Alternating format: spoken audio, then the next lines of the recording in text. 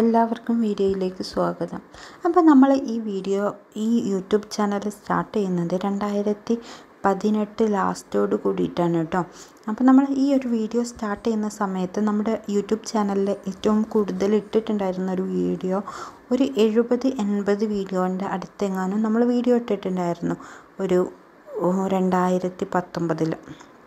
ആ സമയത്ത് നമ്മളിട്ട വീഡിയോ എന്ന് പറയുന്നത് ഗാർഡനിങ്ങിൻ്റെ വീഡിയോ ആണ്. ഓരോ പ്ലാന്റിനെ കുറിച്ചിട്ടുള്ളത് കാര്യങ്ങളൊക്കെ ആയിരുന്നു കേട്ടോ. അപ്പോൾ ഞാൻ പഠിക്കാൻ പോകുന്ന സമയത്ത് 2021 പഠിക്കാൻ പോകുന്ന സമയത്ത് അതിൻ്റെ ശേഷം ഗാർഡനൊന്നും അങ്ങനെ കണ്ട് ശ്രദ്ധിക്കാൻ പറ്റിയിട്ടുണ്ടായിരുന്നില്ല. എൻ്റെ ഗാർഡൻ കുറേ നശിച്ചു, കുറേ ചെടികളൊക്കെ നശിച്ചൊക്കെ പോയി. എന്നാലും കുറച്ച് ചെടികളൊക്കെ ഇപ്പോഴും ബാക്കിയുണ്ട് കേട്ടോ. ഇന്നത്തെ ഞാൻ ഈ വീഡിയോയിൽ കാണിക്കുന്ന ഈ പ്ലാന്റ് ZZ പ്ലാന്റ് ആണ്. ഞാൻ ചെടികൾ വളർത്തി തുടങ്ങുന്ന സമയത്ത് നമ്മൾ ഒരു 2017 മുതലാണ് ഞാൻ ചെടികളൊക്കെ വാങ്ങിച്ച് അതിങ്ങനെ വളർത്തി തുടങ്ങുന്നത്. ആ ഒരു സമയത്തൊക്കെ നമ്മൾ നഴ്സറിയിൽ പോകുമ്പോൾ ഇങ്ങനെ എനിക്ക് വാങ്ങണം എന്ന് വിചാരിച്ചിട്ട് നമ്മളിങ്ങനെ നോക്കി വെക്കുന്ന ഒരു പ്ലാന്റ് ആയിരുന്നു കേട്ടോ ZZ പ്ലാന്റ്. അന്ന് പക്ഷേ അത് അഫോർഡ് ചെയ്യാൻ പറ്റിയൊരു പ്രൈസ് ആയിരുന്നില്ല, വളരെയധികം പ്രൈസ് ആയിരുന്നു. ഇപ്പം കുറച്ചൊക്കെ റേറ്റ് നല്ല പോലെ കുറഞ്ഞിട്ടുണ്ടായിരുന്നു. നമ്മൾ ഒരു ഒറ്റ കമ്പുള്ള ഒരു പ്ലാന്റിന് തന്നെ 200 രൂപേൻ്റെ അടുത്ത് റേറ്റ് ഉണ്ടായിരുന്നു.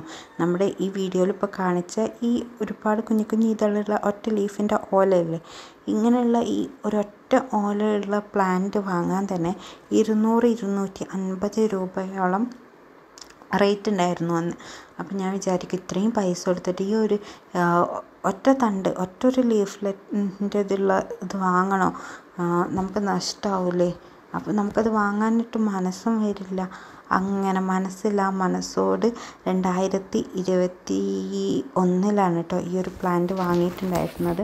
അപ്പോൾ ഈ പ്ലാന്റ് വാങ്ങുമ്പോൾ ഒരൊറ്റ തണ്ടേ ഉണ്ടായിരുന്നുള്ളേനു. അതിൻ്റെ ശേഷം അതിൻ്റെ ലീഫ് എടുത്തിട്ട് ഞാനതിനെ ആ പ്ലാന്റ് വാങ്ങിയ ഉടനെ തന്നെ അതിനെ ബൂസ്റ്റ് ചെയ്ത് വലിയൊരു പ്ലാന്റ് ആക്കാനൊന്നും ഞാൻ ശ്രമിച്ചിട്ടുണ്ടായിരുന്നില്ല. ഞാൻ അതിൻ്റെ ലീഫ്, നമുക്കറിയാം ZZ പ്ലാന്റിൻ്റെ കുഞ്ഞു ലീഫ് എടുത്ത് മണ്ണ് വെച്ച് കഴിഞ്ഞാൽ അത് പ്രൊപ്പഗേറ്റ് ചെയ്ത് തൈയായിട്ട് വരുന്നു.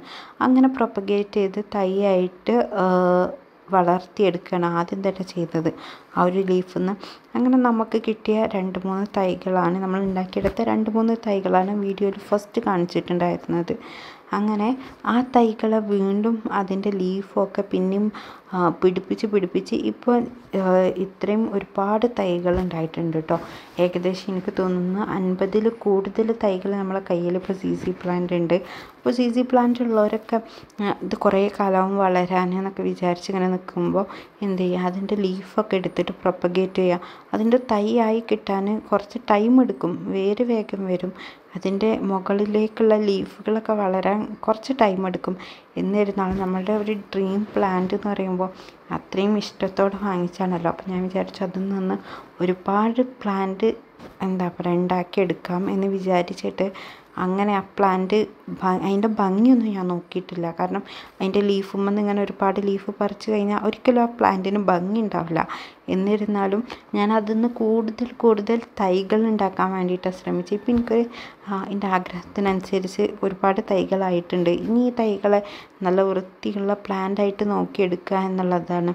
എനിക്കെൻ്റെ പ്ലാന്റ്സിനൊന്നും ഒട്ടും കെയർ ചെയ്യാൻ പറ്റാതെ വരുന്ന സമയത്ത് ഞാൻ കെയർ ചെയ്തൊരു പ്ലാന്റാണ് കേട്ടോ ഇത്.